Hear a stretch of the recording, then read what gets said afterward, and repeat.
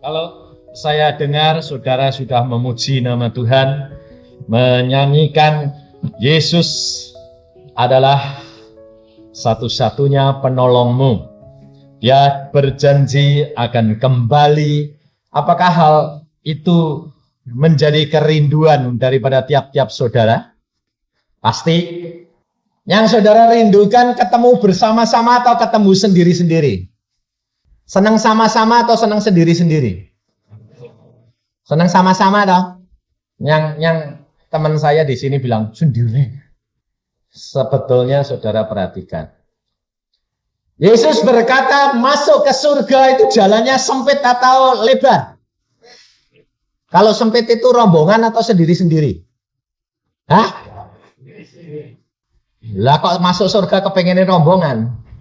Banyak orang Kristen tidak menyadari bahwa hidup kekristenan itu harus pribadi demi pribadi. Tetapi banyak anak-anak Tuhan senangnya itu rombongan. Kalau rame-rame imannya kuat. Kalau sendiri kempes. Ini kenyataan, betul enggak? Hah? Makanya itu saudara. Mengapa? Karena Yesus sudah berkata, ingat, jalan masuk ke surga itu jalannya sempit. Harus pribadi demi pribadi. Tidak ada gandeng-gandengan itu tidak ada. Yang ada itu dunia. Dunia bilang apa? Pak, istri itu kan cuma nunut wae toh Pak. Ngosurgo. Nunut, lunga neraka, katut. Loh, itu istilahnya orang dunia, saudara. Betul enggak? Ada. Alkitab berkata, kamu ke surga, istrinya nunut. Ada enggak? Hah? Enggak ada. Tuhan berkata, ada dua orang tidur di satu tempat tidur. Pada waktu aku datang, satu dibawa, satu ditinggalkan. Betul enggak? Hati-hati loh, saudara. Enggak ada. Surga itu nunut-nunutan itu enggak ada. Kita harus bertanggung jawab pribadi demi pribadi dengan Yesus. Dan kalau saudara saya tanya, engkau tadi menyanyi, Yesus satu-satunya Tuhan. Yesus itu segala-galanya bagiku. Engkau rindu ketemu dia. Betul? Kepengen? Benar? Tak buktikan. Jawab sendiri. Kalau engkau menderita sakit, tambah lama, tambah parah, mau mati, seneng atau nangis? Ayo jawab. Seneng apa nangis? Nangis toh? Padahal orang ini kalau mati ketemu Yesus enggak anak Tuhan. Hah? Lah kok malah nangis, kepingin ketemu. Loh, tambah sakitnya tambah parah, harusnya kan tambah waktunya ketemu malah cepet toh. Betul enggak? Kalau mati teletak ketemu Yesus enggak?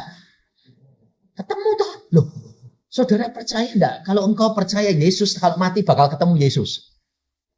Percaya toh? Lah kalau enggak percuma jadi orang Kristen. Nah, kalau sakit lalu tambah parah, kan waktunya malah cepat mati toh. Lah kalau mati ini tambah cepat kan malah cepat ketemu Yesus toh. Lah kok nangis? Ayo. Gitu kok bilang, aku rindu ketemu Engkau Tuhan, tapi kalau waktunya cepat, ojo Tuhan, cepet-cepet. Enggak munafik gitu. Hah?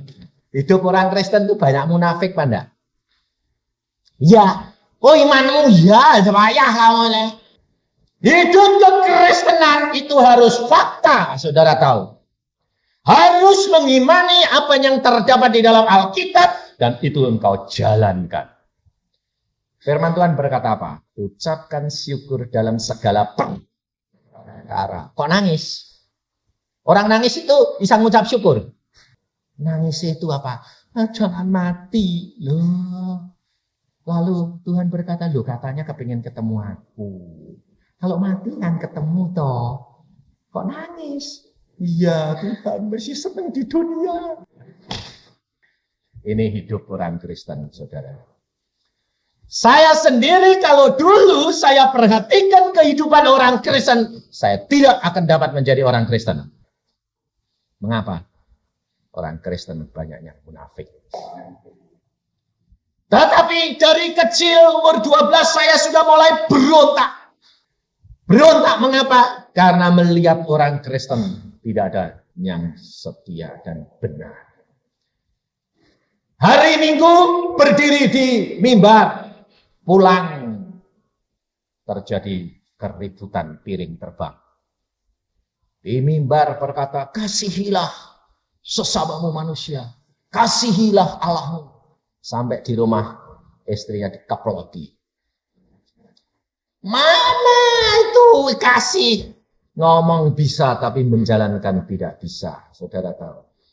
Kalau orang Kristen menjalankan firman, tetanggamu cepat menjadi anak-anak Tuhan. Familimu cepat menjadi anak Tuhan. Karena Tuhan berkata satu orang diselamatkan, seluruh isi keluargamu diselamatkan. Tapi kenapa kita kerap kali sudah diselamatkan, keluarga kita tidak dapat diselamatkan?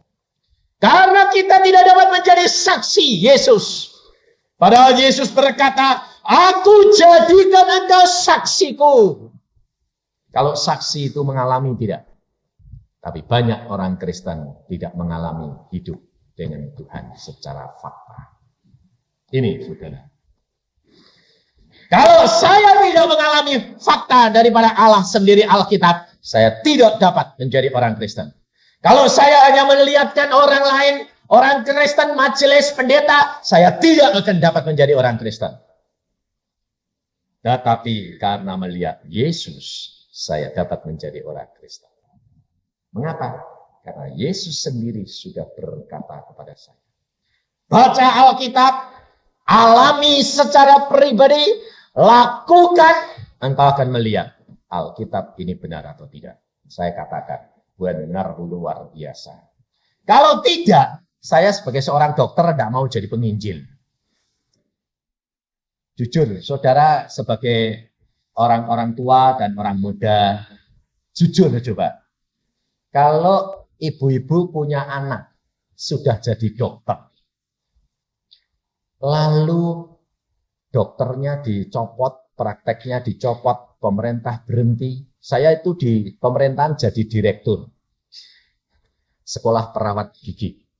Saya jadi direktur, kemudian saya lepaskan semua jadi penginjil. Kira-kira orang tua yang punya anak itu boleh enggak? Ayo jujur. Boleh enggak? Kalau engkau punya suami, sudah punya kedudukan gitu, istri-istri ini boleh enggak? Lebih enak mana? Dipanggil Bu Pendeta atau Bu Dokter? Nah, jujur, coba ini loh ibu-ibu jujur ini loh. Lebih bangga dipanggil Bu Dokter toh? Iya. Secara duniawi, saya lebih senang jadi dokter sama jadi direktur. Ini loh saudara. Tetapi mengapa saya berani tinggalkan segala-galanya? Karena dia nyata. Karena dia fakta. Karena dia hidup. Dan dia lebih daripada segala-galanya.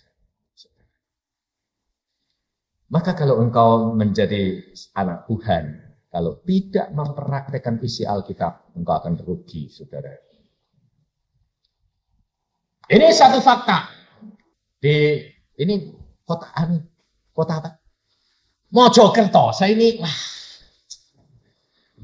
lupa terus di Mojokerto ini coba.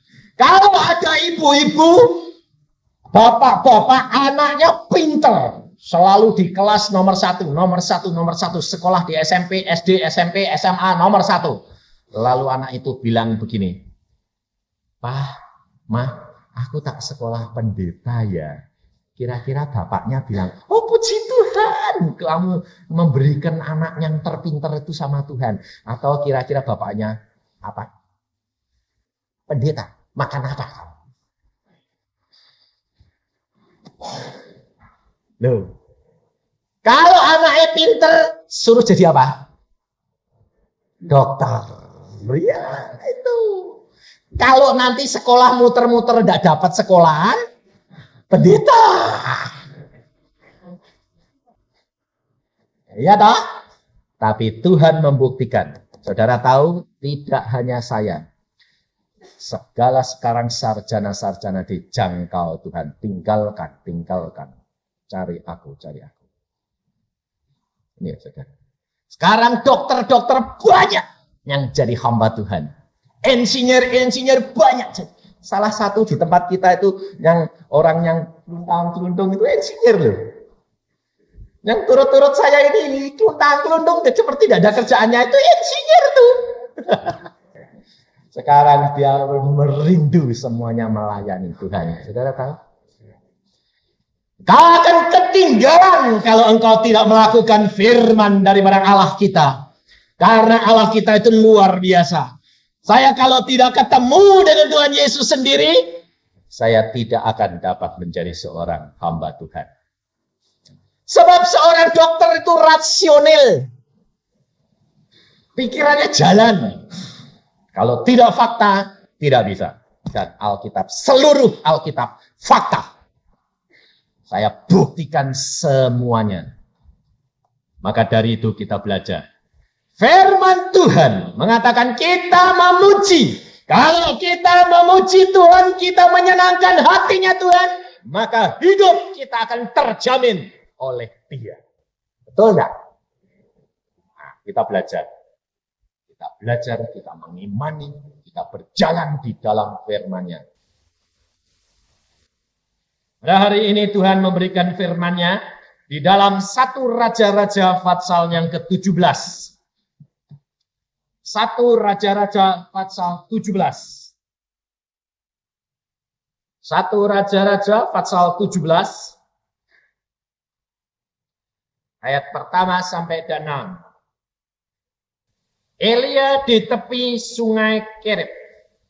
Lalu berkatalah Elia orang Tisbe dari Tisbe Gilead kepada Ahab, demi Tuhan yang hidup, Allah Israel yang kulayani, sesungguhnya tidak akan ada embun atau hujan pada tahun-tahun ini, kecuali kalau kukatakan. Kemudian datanglah firman Tuhan kepadanya, pergilah dari sini, berjalanlah ke timur dan bersembunyilah di tepi sungai Kerib, di sebelah timur sungai Yordan. Engkau dapat minum dari sungai itu, dan burung-burung gagak telah kuperintahkan untuk memberi makan engkau di sana. Lalu ia pergi dan ia melakukan seperti firman Tuhan. Ia pergi dan diam di tepi sungai Kerib, di sebelah timur sungai Yordan. Pada waktu pagi dan petang burung-burung gagak membawa roti dan daging kepadanya, dan ia minum dari sungai itu. Kita berdoa. Tuhan, firman-Mu hamba sudah bacakan dan anak-anak-Mu mendengarnya satu demi satu. Sekarang waktunya Engkau berfirman, Engkau jabarkan, hamba-Mu hanya satu saluran.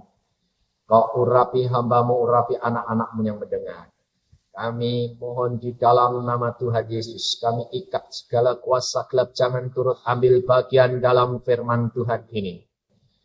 Tuhan Roh Kudus, Engkau berkarya dengan bebas. Terima kasih Tuhan, Engkau sudah lakukan segala perkara ini. Hamba-Mu mengucap syukur karena ini karya-Mu. Karena semuanya adalah pekerjaan-Mu dan anugerah-Mu. Dalam nama Tuhan Yesus, hamba-Mu berbicara. Amin. Kalau kita perhatikan saudara, kalau ada seorang yang berkata seperti Elia pada zaman ini, lalu Elia menghadap kepada Raja Ahab dan dia berkata, sesungguhnya tidak ada embun atau hujan pada tahun ini, kecuali kalau aku katakan. Kira-kira kalau ada manusia berani berkata begitu kepada saudara, tidak usah kepada raja, kepada saudara saja. Saudara katakan apa?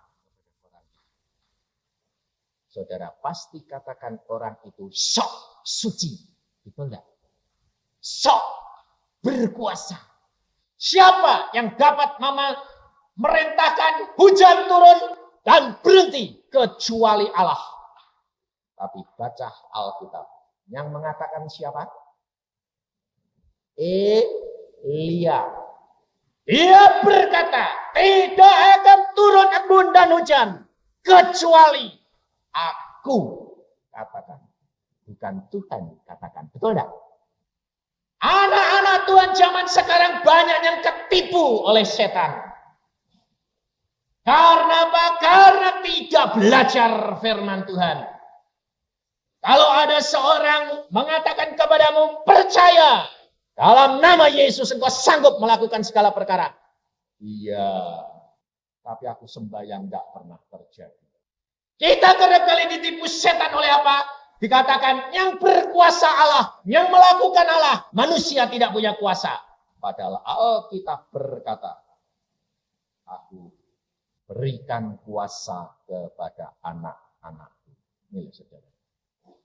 Maka kita harus mulai berubah cara berpikir kita. Jangan berpikir lagi secara duniawi. Anak-anak Tuhan harus berpikir secara alkitabiah. Kau akan melihat perkara-perkara besar yang Allah lakukan. Elia berkata, aku tidak akan turun hujan dan embun kalau tidak aku katakan. Dan Allah mengaminkan. Elia tidak berkata, selama 3 tahun lebih tidak turun hujan dan embun. Mengapa hal itu terjadi?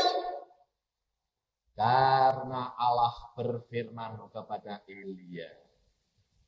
Mengapa hal itu difirmankan oleh Allah? Karena bangsa Israel, bangsa pilihannya, meninggalkan dia. Apabila Israel tidak meninggalkan dia, maka Allah tidak berfirman kepada Elia. Dan Elia tidak akan mengatakan kepada Allah, tidak akan turun hujan. Mengapa bangsa pilihan Allah meninggalkan dia? Karena Ahab, rajanya, meninggalkan Tuhan. Mengapa Ahab meninggalkan Tuhan?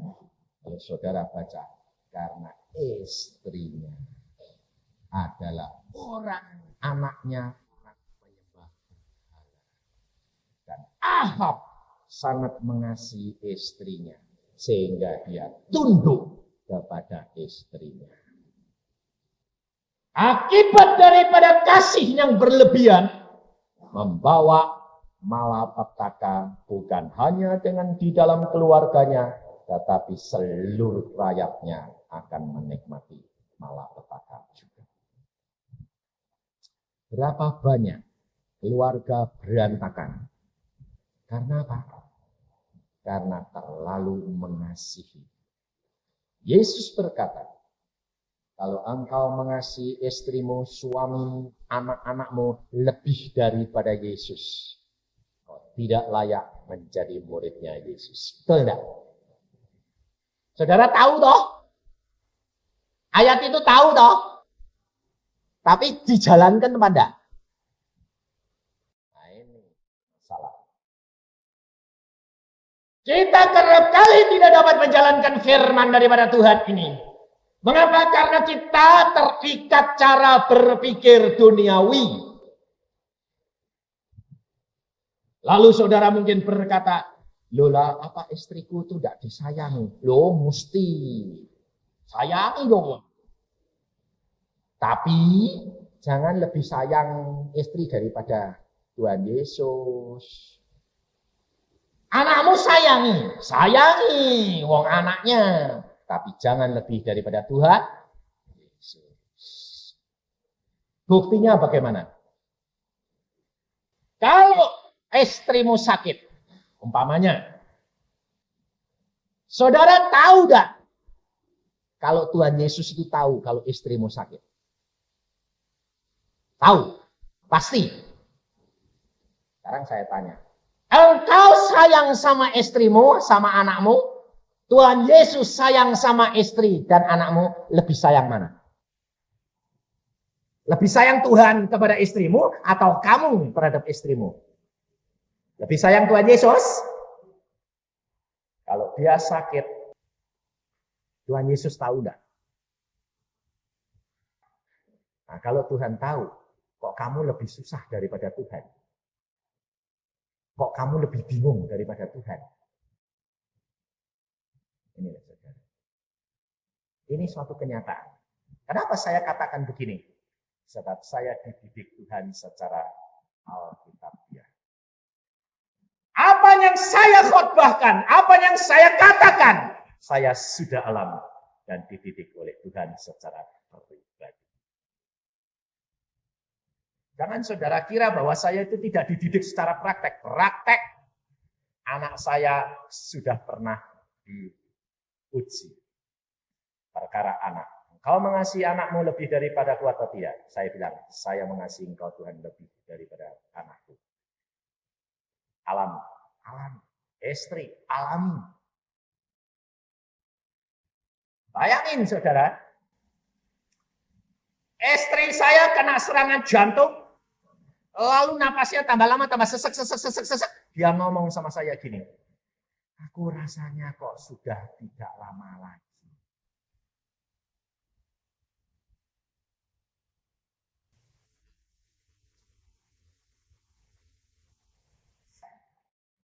Lalu saudara, kalau sebagai suami bagaimana?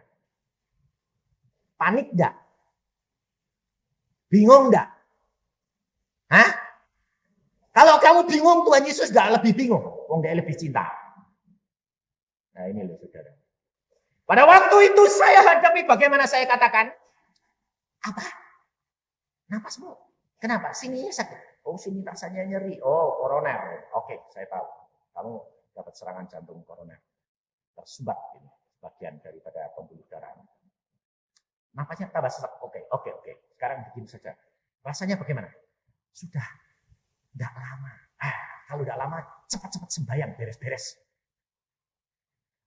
Saya katakan sama istri saya, ayo kita sembahyang, cepat beres-beres. Kalau nanti dipanggil Tuhan, sudah tidak punya dosa.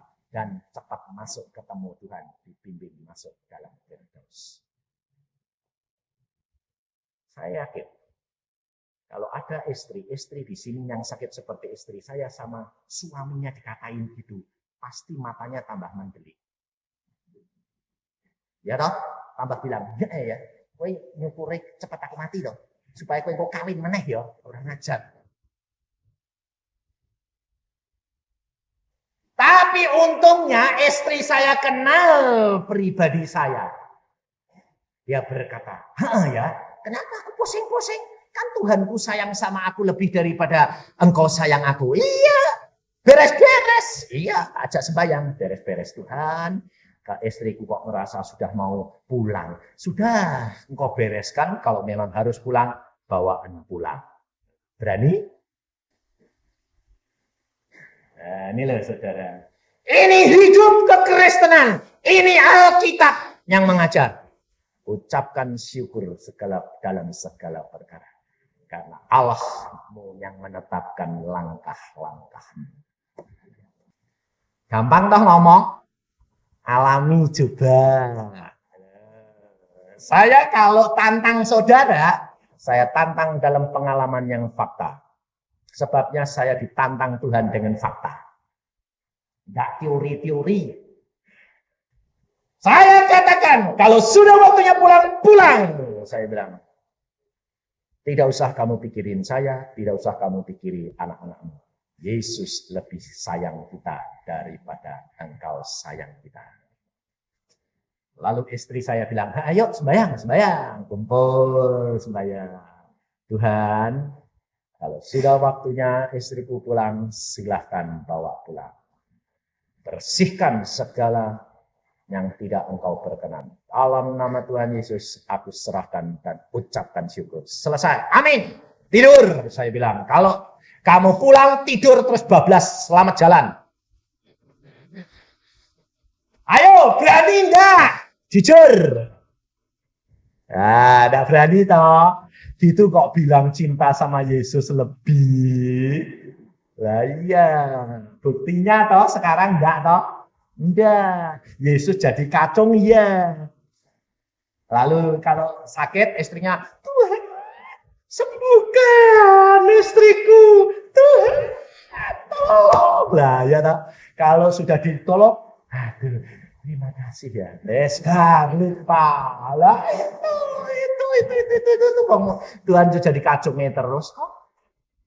Kalau malam tidur apa? Sembayangnya apa? Kalau malam tidur apa? Coba. Tuhan jagai aku. Tuhan ini jadi ansip toh. Kamu tidur enak-enak, Tuhan ini kon jagain, enggak tidur, kurang ajar enggak anak-anak ini. Saudara itu tidak sadar bahwa hidupmu, kekristenanmu itu sebetulnya belum dewasa dan belum matang. Saya bawa firman Tuhan selalu dalam kehidupan sehari-hari. Karena Tuhan yang ajar saya, katakan, ajar mereka hidup dari hari ke hari. Supaya anak-anakku kenal akan aku. Jangan hanya tahu. Kalau saudara kenal Yesus, saudara tidak pernah punya khawatir. Karena apa? Yesus segala-galanya bagi kita. Ini kenyataan, saudara. Saudara harus mengenal. Elia mengenal akan Allahnya. Maka Elia berani berkata apa yang Allah katakan. Saudara, saya lakukan semua dan itu jadi. Maka hidup kekristenan itu adalah hidup yang bahagia. Tidak ada ketakutan dan kekhawatiran. Pada waktu saya selesai katakan kepada istri saya, sekarang kamu tidur. Saya masuk ke kamar lain. Perlunya apa? Tanya sama Tuhan secara langsung. Saya doa, Tuhan, istriku kok ngomong gitu itu memang sudah waktunya. Nah, Tuhan. Kalau memang sudah waktunya, oke. Silakan ambil. Tapi, ada tapinya loh. Saya bilang gitu. Engkau tahu aku hamba Tuhan. Aku adalah hambamu. Saya pergi kemana-mana. Kalau aku udah punya istri, banyak diganggu cewek-cewek. Oh, tak lapor ke sama Tuhan. Nanti kalau aku terganggu, pelayananku kacau loh Tuhan. Bukan salahku. Ayo, bagaimana sekarang? Lah Tuhan bilang, aku sudah berbicara kepadamu bahwa untuk giginya saja masih kuat 5 tahun. Kok sekarang aku mau ambil? Lah iya, enggak toh Tuhan. Enggak. Kalau enggak ya sembuh dong Tuhan. Sembuh, biar tidur. Aku akan sembuhkan dia.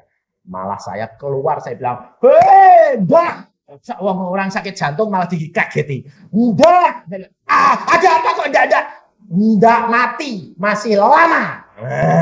Dia bilang, puji Tuhan. Enak sekarang sembuh. Sembuh sampai sekarang tidak pernah hangat lagi. Hidup kekristenan masalahnya boleh banyak. Tetapi harus dapat diatasi. Orang Kristen tidak boleh lari daripada masalah. Itu namanya pengecut. Anak Tuhan pemenang. Lebih daripada pemenang. Jadi ngadepi masalah itu sudah tahu bakal menang. Kok takut? Yesus berkata, jangan takut, aku beserta denganmu. Maka Ahab ini dia meninggalkan Yesus Tuhannya. Awalnya karena cintanya kepada istrinya. Maka dia menyembah berhala. Akibatnya Allah murka. Maka kekeringan akan tiba kepada kota itu. Ahab mencari nabi. Elia disembunyikan oleh Tuhan. Kekeringan itu akan datang jasmani dan rohani. Kalau saudara meninggalkan Tuhan, kalau saudara mulai undur daripada Tuhan, akan datang kekeringan rohani dan jasmani. Mengapa hal itu Tuhan perbuat? Karena Tuhan menyayangi engkau dan saya, supaya engkau sadar cepat apabila kekeringan mulai tiba. Sadar bahwa engkau jauh sumber air hidup. Elia dia disuruh berkata kepada Ahab, tidak akan turun embun dan hujan selamanya sampai aku berkata, aku katakan. Dan Elia disuruh Tuhan pergi. Disembunyikan di satu tempat yang Ahab tidak akan dapat menemukan dia. Kalau Elia disuruh pergi menyendiri, saudara, pada waktu akan terjadi kekeringan, terjadi kesukaran, karena tidak ada gandum, tidak ada air. Elia disuruh pergi ke tempat yang terpencil. Allah berkata apa? Aku akan perintahkan burung gagak memberikan makan kepadamu. Kalau Elia menggunakan cara berpikir dunia, Elia bakal percaya enggak? Hah? Kalau ada kekeringan, kalau ada paceklik, kok malah burung gagaknya ngirim dia daging sama roti, itu logikanya di mana? Betul enggak? Wong burung gagak tukang makan daging, kalau paceklik itu tanaman semuanya kering, enggak ada air, enggak ada orang buat roti, burung gagaknya seneng roti. Tapi Allah berkata, burung gagak aku. Sekarang ini adalah dunia dilanda oleh resesi. Saudara orang Kristen kena tidak? Akibatnya kena enggak? Perdagangan sulit kena enggak? Kalau kena, periksa diri. Elia kekeringan, Elia tidak pernah kekeringan. Roti tetap datang. Yang disuruh apa? Burung gagak. Burung gagak itu suka roti pelahap. Allah berkata apa kepada kita di dalam firman? Aku akan perintahkan orang-orang fasik, orang-orang berdosa mengumpulkan harta. Tetapi yang menikmati benar. Ini firman Tuhan, saudara. Kalau itu tidak digenapi di dalam kehidupan pribadi keluarga kami, saya tidak akan dapat menjadi orang Kristen. Kenapa? Karena kekristenan itu fakta. Alkitab seluruhnya berkata ya dan amin. Luar biasa. Dokter-dokter mengatakan kepada saya, teman-teman saya di Bandung, Cep, kamu jadi pendeta, makan apa? Saya bilang, makan nasi. Kamu jadi dokter, enak-enak, jadi direktur, enak-enak, kedudukanmu sudah cukup tinggi di pemerintahan. Sekarang kamu jadi pendeta, itu makan apa? Makan nasi. Yang benar, aku mau tahu, Cep. Apa? Mobilmu sekali waktu tak tabrak. Kok mobilku buat tabrak, kenapa? Saya mau lihat biar peot, tapi aku mau lihat, bisa enggak kamu bikin betul? Lu kok enggak bisa? Uangmu dari mana? Ya dari Tuhan, saya bilang. Tuhan yang mana? Lah Tuhanmu mati ya. Ya enggak bisa ngasih duit kue ya. Tapi Tuhan saya Tuhan yang hidup. Dia menjamin. Saudara jangan kira saya tuh punya jemaat loh. Saya tidak mempunyai jemaat. Tidak ada satu orang pun yang tiap bulan gaji saya. Tidak ada. Saya tidak punya jemaat. Sebab Tuhan berfirman kepada saya jelas langsung sendiri. Engkau bukan seorang gembala. engkau seorang penginjil. Saya tidak diperbolehkan punya jemaat. Banyak hamba-hamba Tuhan berkata, Pak Yusa bikin jemaat. Saya katakan, Allahku tidak menghendaki aku jadi gembala. Tetapi penginjil, aku tidak mempunyai jemaat. Lalu mereka berkata, gak punya jemaat tuh, yang jamin kamu siapa? Allah, caranya gak usah tahu. Tetapi buktikan tiap bulan aku dipeliharakan oleh Allah. Anak saya sekolahnya yang nomor 1 perempuan itu sekolahnya di negeri Belanda. Setiap bulan butuhnya berapa? Tapi tidak pernah tidak dapat dicukupi. Allah luar biasa. Mengapa? Karena sudah dibuktikan. Allah sanggup melakukan segala perkara. Elia dia berani melakukan karena firman Allah. Karena dia kenal akan Allahnya. Dia nurut. Dia diasingkan, dia pergi. Karena dia kenal yang berbicara siapa. Saudara menjadi orang Kristen. Saudara sudah tahu firman Allah ya dan amin. Saudara yakin. Tapi kalau saudara suruh ngalami kayak Elia. Berani enggak? Enggak berani toh. Saudara mungkin paling-paling bilang gini, itu kan zamannya Elia. Zaman sekarang apa gagake makasih makan saya. Jangan dipakai metode bahwa gagak itu yang ngasih makan. Tuhan pakai cara yang lain. Tapi kalau engkau percaya, engkau akan mengalami. Dan ini kami alami. Tiap bulan Allah kirim kami berlebih-lebihan, berlimpah-limpah. Dan Allah tidak pernah bohong, dia selalu membenarkan. Saya buktikan bahwa perkara makanan ini masih ada.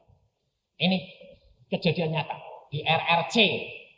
Saya barusan baca buku majalah di RRC. Pada waktu komunis berkuasa, orang yang kaya direndahkan, orang yang miskin ditinggikan. Ada seorang yang miskin, buta huruf, tetapi dia adalah anak Tuhan yang baik. Miskin dia. Lalu oleh pemerintah RRC komunis ini, oh ini paling miskin. Sekarang diangkat tinggi, dikasih gedung besar, kasih makanan banyak, jadikan kepala kampung. Tapi saudara tahu, dia anak Tuhan yang luar biasa. Dia tolong orang-orang semua anak-anak Tuhan yang tidak punya makanan, diundang ke rumahnya dia. Makan, bersekutu, sampai dia sendiri kerap kali tinggal labu 1 jatah. Dia dipotong-potong 7 potong untuk setiap hari 1 kali makan. Sebab yang lain diberikan saudara-saudara seimannya. Karena mereka lebih menderita. Tetapi setelah pemerintah tahu dikasih gedung malah dibuat persekutuan, marah, copot, dibuang lagi. Jadi orang yang termiskin kembali. Dia dikasih tahu, sangkal Yesus atau kamu tinggalkan jabatan. Dia berkata, aku mengasihi Yesus lebih. Tinggalkan. Baik, saya tinggalkan. Kemudian dia tinggalkan, tidak dikasih jatah oleh pemerintah RRC. Dan ada seorang yang pernah utang budi sama dia. Yaitu pada waktu dia jadi kepala kampung, orang ini dikasih makan. Sekarang orang ini cukup. Bisa berhasil. Dia balas, dia berkata, Pak, Bapak mau enggak saya kasih gudang? Gudang saya itu tidak terpakai, Bapak yang pakai. Daripada panas kepanasan, dingin kedinginan, ada gudang Pak. Tapi maaf ya, makanan kami tidak dapat berikan. Oh terima kasih, tidak apa-apa. Dia masuk ke gudang itu, dia bersihkan, kemudian di pojok tembok ada lubang. Lubangnya itu cukup besar. Ditutupi, ditendang. Tutupi. Aneh sih, asal ditutupi batunya kocar-kacir lagi. Ternyata itu sarang tikus. Tikusnya tikus besar, bukan tikus kecil, tikus gede. Tapi dia lalu bilang gini, oh ya kalau gitu tak tutupi, tidak mau. Ya sudah, ini lubang Tuhan yang ngasih. Berarti aku dikasih teman tikus ini, ya sudah biarlah. Dan dia tidak dapat makan, lalu menjadi lemah. Dan dia tidak dapat pergi kemana-mana. Siapa yang ngasih makan? Karena dia sudah ditolak kanan dan kiri. Tapi dia mengasihi Yesus lebih dari semua. Lalu pada waktu dia lemah, sudah lemah sekali. Lalu dari lubang itu keluar mocong tikus. Dia lihat tikus. Ada apa? Tikusnya itu masuk keluar. Tapi aku ya sudah lemah, ya sudah biarlah. Saudara tahu, tikus itu masuk ke lubangnya. Beberapa saat kembali membawa kentang manis sebutir besar. Gotong, ditaruh di depan dia. Tikusnya balik masuk ke lubang lagi. Ngambil kacang, taruh di depan dia, balik lagi. Ngambil sayur, pergi lagi. Setiap hari dijamin Allah memerintah tikus memberi makan dia. Sehat kembali, nginjil. Temannya kaget kalau ada tamu datang. Makanannya dilipat 2 kali oleh tikus itu.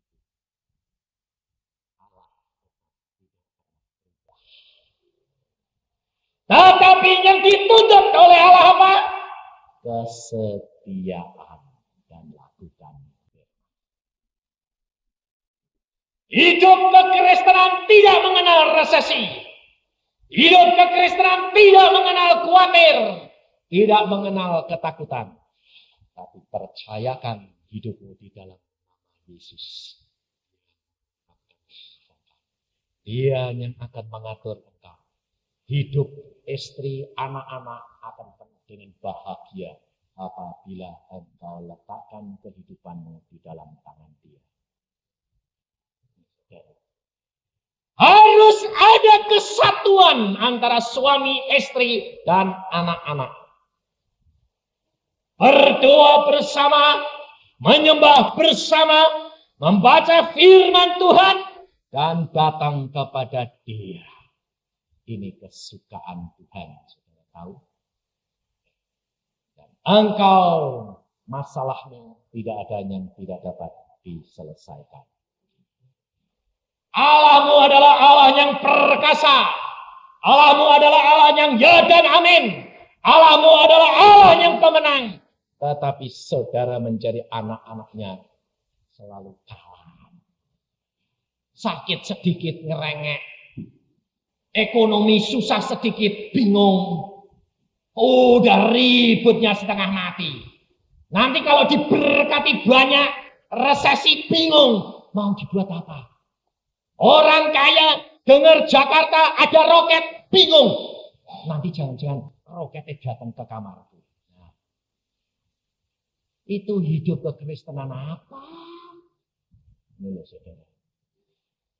Tetapi kalau kamu hidup seperti yang dikatakan oleh Alkitab, Elia hidup mengenal Allahnya. Dia tidak pernah khawatir, dia tidak pernah takut. Pada waktunya burung gagak akan datang memberi makan dia. Firman Allah tetap sama. Tidak pernah. Ini pengalaman kami. Dari tahun ke tahun Allah biarkan kami dan lebih daripada cukup.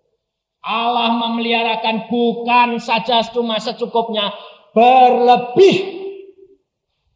Allah memanggil saya sebagai seorang dokter, Dia memberikan hidup, gaji, lebih daripada pendapatan dokter. Sampai teman-teman saya dia mengatakan, aku baru sekarang tahu hamba Tuhan yang lebih daripada seorang dokter. Sebabnya apa? Mereka kerap kali ngejek saya. Udahlah Cep, buktikan saja. Kamu sekarang pakai mobil apa? Kamu jadi pendeta mulai hari ini. Saya sekarang pakai mobil apa? Nanti 2 tahun yang akan datang kamu pakai mobil apa? Saya pakai mobil apa? Buktikan saja, tidak usah bantah-bantah. Kalau memang Allahmu itu Allah yang hidup, buktikan. Saudara tahu, manusia minta bukti. Dunia minta bukti. Dan saya pulang, saya cuma katakan sama Allahku, berkata apa? Saya masuk kamar, saya berdoa. Tuhan, Engkau dengar. Orang dokter-dokter dunia menyorot kepada hamba-Mu. Dan mereka minta bukti. Aku percaya Engkau tidak pernah permalukan hamba. Saudara tahu, Allah kita adalah Allah yang luar biasa. 2 tahun kemudian, saya jemput istri saya turut arisan dokter gigi. Arisan semua. Biasanya harus jemput. Lalu istri saya bilang, kamu di Bandung jemput ya? Ya, saya jemput. Saya sudah lupa. Kalau dokter-dokter teman saya itu nantang saya 2 tahun yang lalu itu sudah lupa. Saya datang, dia bilang, wah ini pendetanya datang. Saya digituin. Saya pikir kurang ajar duluan ini. Saya bilang, apa? Saya bilang, saya jadi pendeta kan tidak ganggu kamu toh. Saya bilang, oh Allahku yang manggil saya. Buktiin dong. Apa yang dibuktiin? Kamu sekarang pakai mobil apa? Loh, kenapa tanya gitu? Kan 2 tahun yang lalu kita sudah janjian. Nah, saya, oh iya. Kamu dulu pakai apa? Saya dulu pakai Fiat tahun 73. Ya, saya 71 toh. Ya. Sekarang kamu pakai apa? Corolla 76. Saya pakai Galen 79. Kaget dia. Hah? Kamu pakai Galen 79? Ya. Menang mana? Aku menang sama kamu, menang enggak? Kok bisa dapat duit? Allahku yang kuasa. Lalu 10 bulan kemudian, saya datang jemput istri saya pakai Jeep Super Jimny. Dia bilang, kok pakai Jeep ini? Jeep siapa? Jeep anakku. Mobilmu 2? Ya. Kok bisa gitu sih? Allahku kaya, yang punya langit bumi. Mau apa kamu? Saya bilang. Ya. Saya percaya sekarang. Engkau kok aneh ya. Saudara tahu? Dunia minta bukti. Engkau jadi anak-anak Yesus Kristus tidak dapat membuktikan kehidupanmu yang berkembang. Bukan hanya materi, tetapi kerohanian, jiwa, dan rohmu, dan materimu. Sebab Alkitab yang janji, bukan saya. Yesus Allah berkata, kalau engkau jadi domba-dombaku. Perhatikan di dalam Yohanes 15 ayat 10. Aku datang memberikan domba-dombaku hidup berkelimpahan. Bukan kelimpahan cuma jasmani, tapi rohani dan jasmani.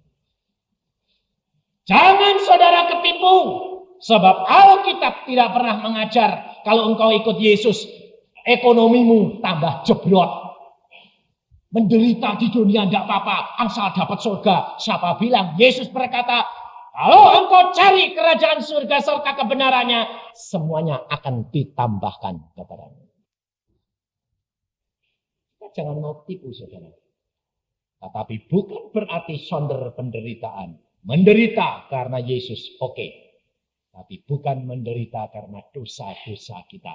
Karena kesalahan kita. Karena kurang penurutan kita. Tetapi menderita karena Yesus itu bahagia. Upahmu besar 2 kali lipat daripada yang engkau dijanjikan Allah. Maka dari itu hiduplah di dalam suatu hidup yang nyata. Fakta. Maka kau akan melihat kemuliaan Allah dinyatakan dalam